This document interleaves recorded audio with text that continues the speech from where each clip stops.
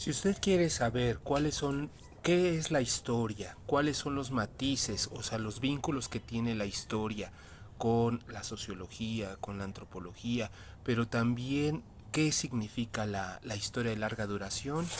estamos en el momento indicado. Yo soy Roberto Rivera y este es un video para la asignatura de Historia Social Moderna y Contemporánea. Comenzamos. A partir de la lectura de Mark Bloch, donde él se discute sobre eh,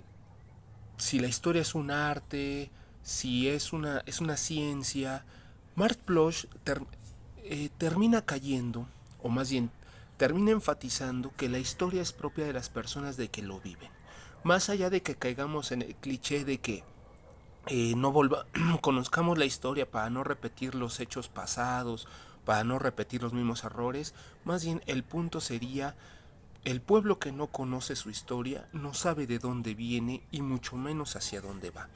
Esa frase no la dice Mark Bloch, esa es invención mía, sin embargo viene muy al respecto con el libro de Introducción a la Historia, porque ahí nos está señalando, nos está enfatizando cuál es el papel que está jugando todo este proceso histórico de transformación en la vida social.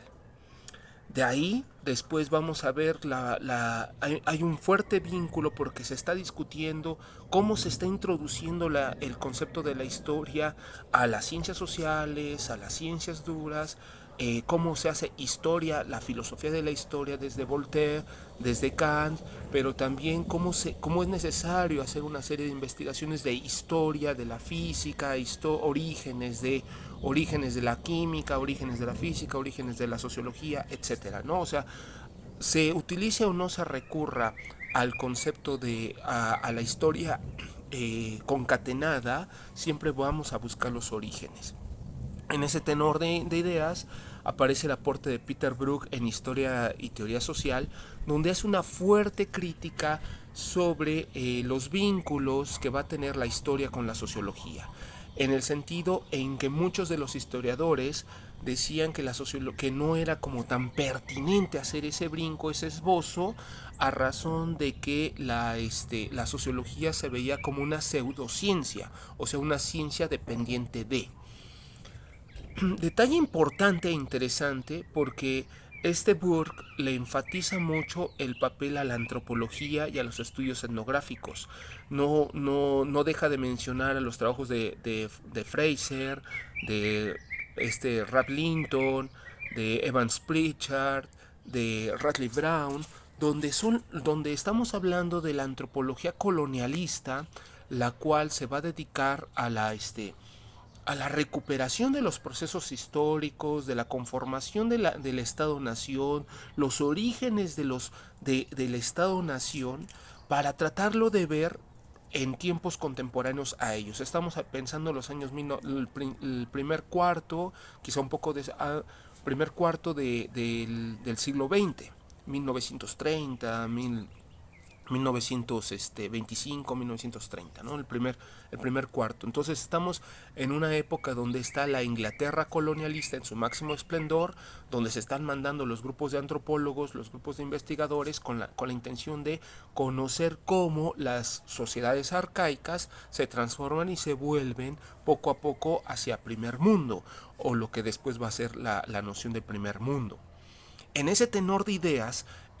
Peter Burke lo que está enfatizando es el gran vínculo que existe entre la teoría antropológica, los estudios etnográficos, la arqueología con la historia. No obstante, también empieza a meter los trabajos de Durkheim, de Max Weber, de otros tantos sociólogos, de Spencer, que recuperan estos procesos, pero a diferencia de los antropólogos, no buscan un análisis retrospectivo, sino buscan entender el aquí y el ahora de las sociedades contemporáneas. Entonces sí se vuelve una disyuntiva porque la historia que más adelante Braudel le va a llamar la historia de larga duración es más propia de los estudios antropológicos que de los estudios sociológicos, por lo menos en lo que es el siglo XX, el primer cuarto, quizás hasta mediados del siglo XX. sobre todo por la cuestión de la Segunda Guerra Mundial y todos estos, pero fue durante el fenómeno de la Guerra Fría donde empiezan a aparecer los trabajos, por ejemplo, de Alexander, de Jeffrey Alexander, de Wallenstein. ¿Quién puede olvidar los trabajos de este de Wright Mills, que recuperan los escenarios de la historia contemporánea para tratar no solamente de hablar de los procesos de larga duración con una fuerte tendencia,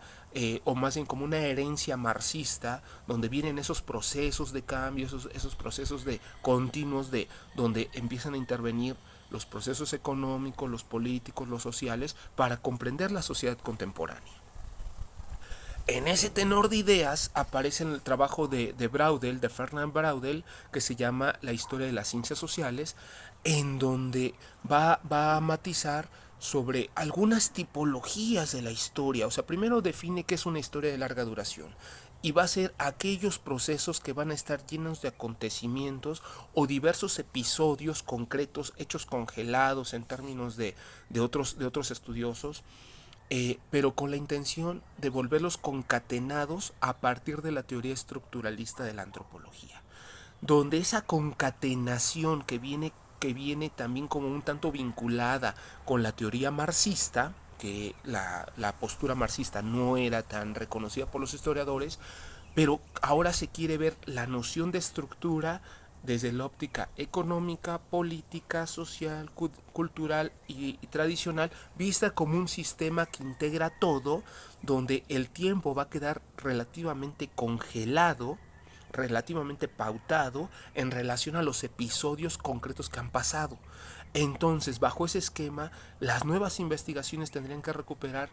la historia de larga duración para lograr entender cómo fueron las bases económicas, políticas, sociales que están dando causa a las condiciones actuales de los fenómenos vistas como un sistema, muy parecido al principio de sistema mundo de Wallenstein. Ahí vemos un retorno hacia Peter Burke. Bueno,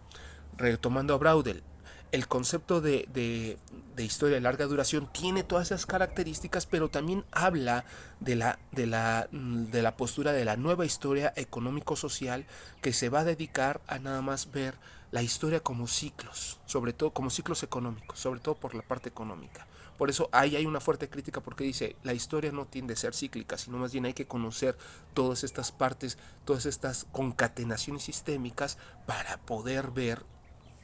cómo se va reflejando el fenómeno, y no tanto de que se repite. Aparentemente se repite, sin embargo es por la concatenación de estos fenómenos. Luego también aparece lo que es la historia de los acontecimientos, que es la materia prima de los procesos históricos de larga duración, que se traducen como como aquella historia política o historia de las pautas políticas. Entonces, concretamente, la historia de larga duración nos va a remitir a cuáles son las condiciones concatenadas de los aspectos o del sector económico, político, social, ideológico, cultural, en un ejercicio como lo hizo en su momento Marx, posteriormente Althusser, Hernecker y Levi-Strauss, para tratar de ver cómo se concatena todo esto y comprender por qué estamos en las condiciones actuales. Yo invito a la lectura, la revisión del libro de Introducción a la Historia de Bloch, también de Historia de la Teoría Social de Burke y finalmente la Historia de las Ciencias Sociales de Braudel. Textos bastante interesantes que nos dan pauta para dar este video. Estamos en contacto.